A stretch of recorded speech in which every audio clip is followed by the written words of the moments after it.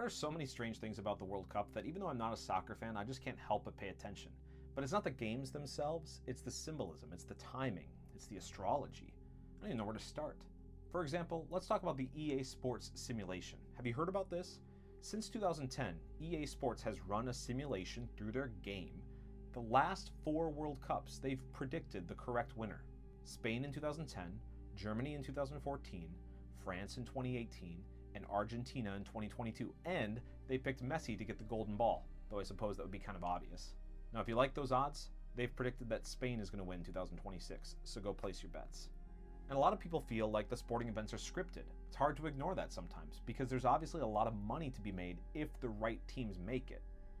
In 2024, 39 leagues from 33 countries filed a dispute with the European Commission, complaining about the bloated corporate structure and expansion of the FIFA World Cup.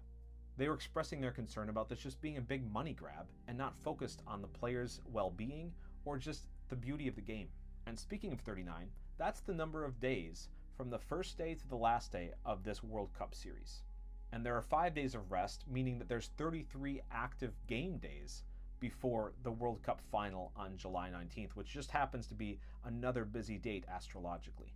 The other very active day, of course, is the 4th of July, how convenient, when Mars conjoins Uranus that morning.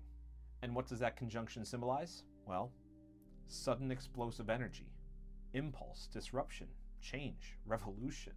What an appropriate energy to have on the 250th anniversary of America while these games are being played out.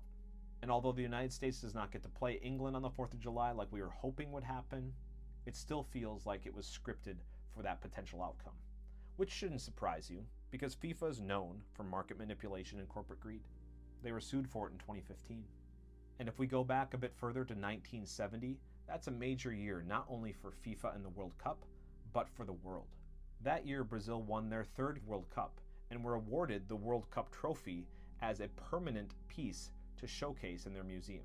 That trophy, which depicted Nike, not the brand, but the Greek goddess of victory, was replaced by a new trophy, this one, which looks a lot like Atlas, doesn't it?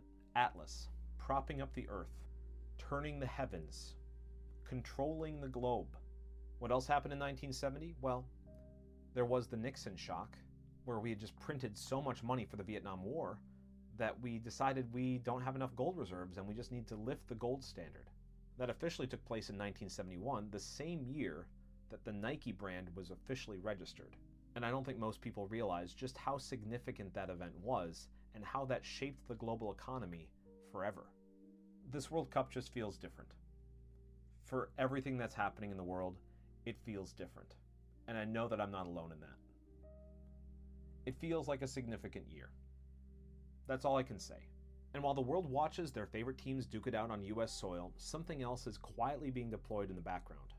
In these major cities, surveillance tracking technology is being rolled out protest-free in the name of security and safety because of the boost in tourism.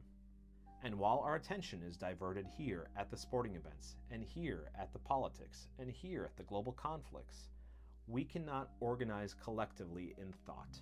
So for those of you more concerned about the Messi-Ronaldo reunion, I think it's time you rethink your priorities. You're being distracted by bread and circuses, and you are not ready for what's coming.